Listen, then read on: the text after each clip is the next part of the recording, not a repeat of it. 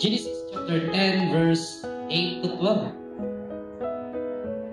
Si Nimrod, isa pang anak nga lalaki ni Cush, ang kauna-unahan sa daigdig na naging dakila at makapangyarihan. Siya rin ang pinakamahusay na mga ngaso dahil sa tulong ni Yahweh. Kaya may kasabihang maging mahusay ka sanang mga ngaso tulad ni Nimrod sa tulong ni Yahweh. Okay, palitan mo ng version bro na New World Translation. Dahil ano to? MBB. Parang ang pagkasuwail ni Nimrod, tinulungan pa ni Yahweh. Ito talagang taga-MBB, oh.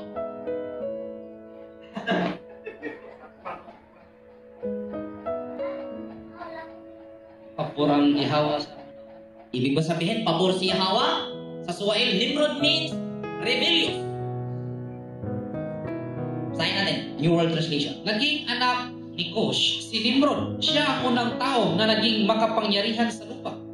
Siya ay naging makapangyarihang mga ngaso na kumakalaban kay Yahweh. Iyon!